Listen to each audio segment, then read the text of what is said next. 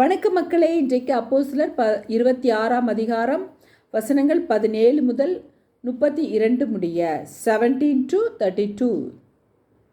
உன் சுய ஜனத்தாரிடத்தினின்றும் அந்நிய ஜனத்தாரிடத்தினின்றும் உன்னை விடுதலையாக்கி அவர்கள் என்னை பற்றும் விசுவாசத்தினாலே பாவ மன்னிப்பையும் பரிசுத்தமாக்கப்பட்டவர்களுக்குரிய சுதந்திரத்தையும் பெற்றுக்கொள்ளும்படியாக அவர்கள் இருளை விட்டு ஒளியினிடத்திற்கும் சாத்தானுடைய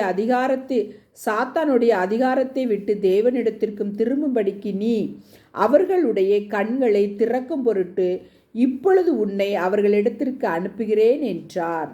ஆகையால் அகிரிப்பா ராஜாவே, நான் அந்த பரம தரிசனத்திற்கு கீழ்ப்படியாதவனாய் இருக்கவில்லை.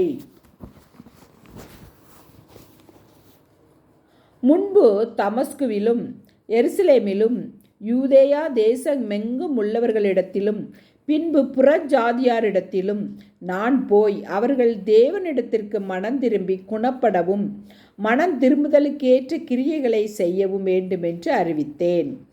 இதனை நிமித்தமே யூதர்கள் தேவாலயத்திலே என்னை பிடித்து கொலை செய்ய பிரயத்தனம் பண்ணினார்கள்.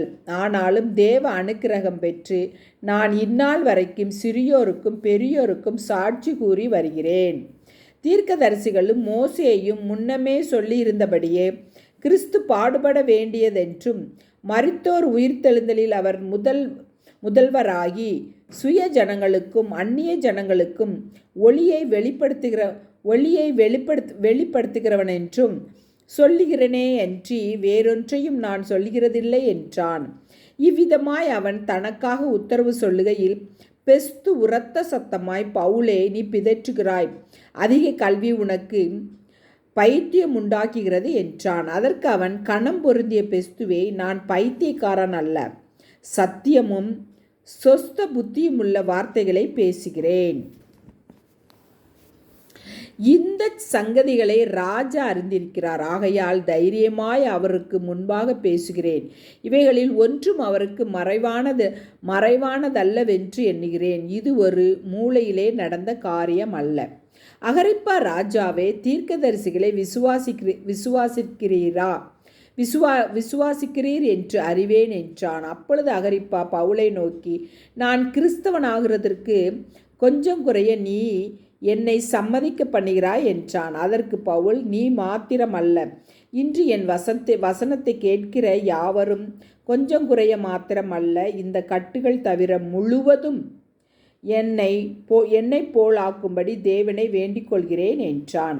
இவைகளை அவன் சொன்னபோது ராஜாவும் தேசாதிபதியும் பெர்னிக்கேயாலும் அவர்களுடனே கூட உட்கார்ந்திருந்தவர்களும் எழுந்து தனியே போய், இந்த மனுஷன் மரணத்துக்காவது கட்டுகளுக்காவது பாத்திரமானதொன்றையும்